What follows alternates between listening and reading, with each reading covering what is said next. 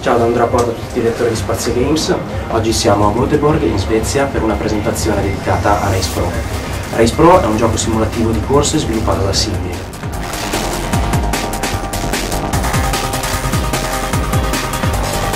SimBin, probabilmente alcuni di voi già conoscono, è una casa che esiste dal 2003 e fino ad oggi ha sviluppato solo ed esclusivamente su piattaforma PC.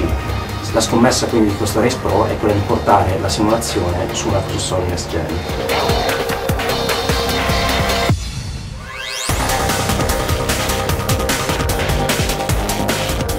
Durante la nostra giornata negli studi di SimBin avremo modo di provare il gioco, di assistere ad una presentazione dedicata ad esso e di effettuare delle interviste. Vi lasciamo le immagini.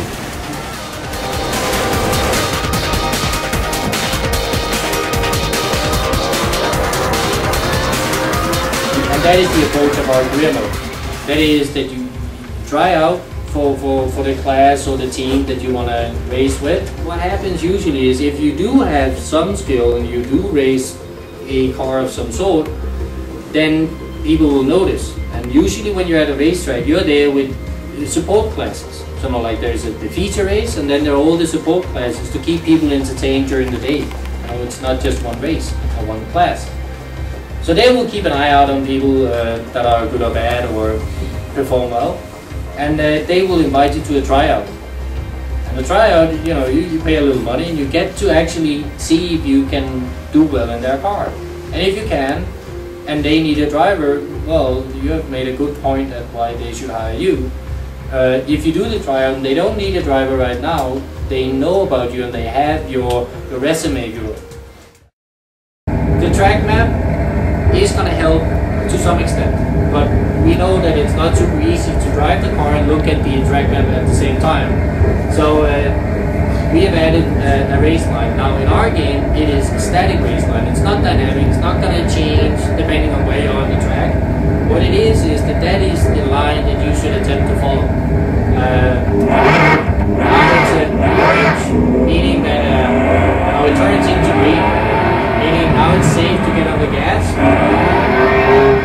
Turns red, means I should go on the brakes. Now it's actually not bright red. You see it's orange, yellowish. And that means that I can carry some speed into the corner. So if I try and follow the race line and actually respect the information I get from it, I should be able to get around this track without getting in trouble. I might not be super fast, but I'm still learning.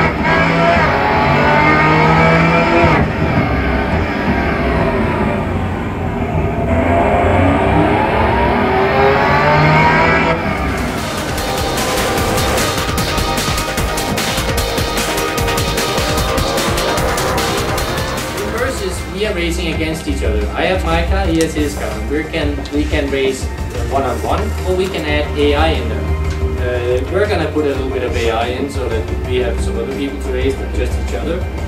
In co-op, we are sharing the car. So I'll do the first stint, if you will, and then Henrik will do the next stint, and then I will do the third, and so on. So that is a cooperative effort against the AI. In single player, you can have 12 cars on the grid. Multiplayer, you can have, in single player, you can have 16. Multiplayer, you can have 12. And in Hotseat, 12 is also the number. But that means if we're two playing, you can add 10 AI. In co-op mode, you can then have 11 AI. 12 is the maximum cars in the grid. To count down, I can take control by pressing the button. Sometimes, if you're approaching a corner, you might want to take control earlier again.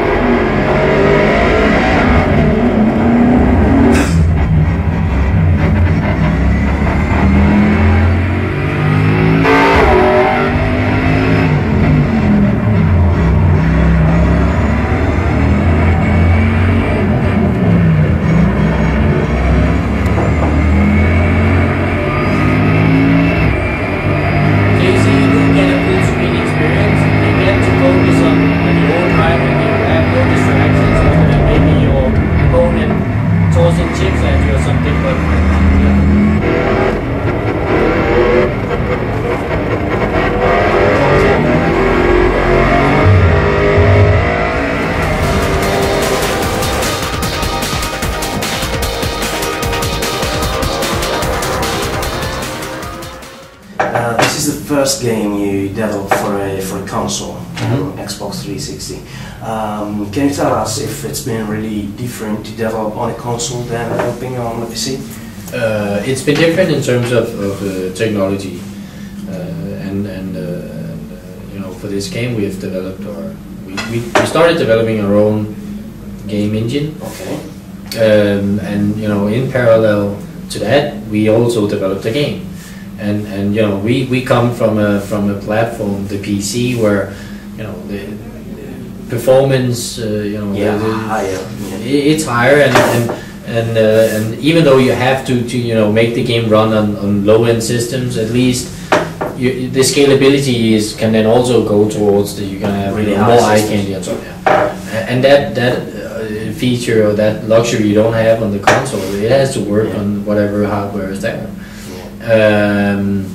But in terms of gameplay, I've been asked this question before, and I really don't think that there is much that we have done differently. A couple of years ago, there were rumors already of a SimBin game going on 360, and then the game wasn't developed. Now you're developing Race Pro on 360. What do you think has changed in the last time that made you decide to develop a 360? We have learned a lot in terms of technical aspects and so on. But more importantly, we have learned many lessons about the industry, and we have learned many lessons about how to come about getting content. Where we are today, our relationship with, as I said during the presentation also, you know, the relationship with the teams and the manufacturers and the different series around the world, you know, it's different. You know, we are respected when we come there, and we definitely respect them. You're well known. So I think that we have just matured. I think that's the word. Okay. And well, with all these realistic features and realism in the game, do you think that it will still be possible for the average 360 owner to enjoy this game? I think so. I hope so, of course, but I think so. I mean, as you saw, I took one of the most powerful cars in the game. I was driving without driving aids. I put on the driving aids and I handed it to a guy in you know, attending the presentation, and you know, he did laps. But I think the game definitely caters to both people that are completely new to racing and those that are skilled and not so skilled. Do you think that you will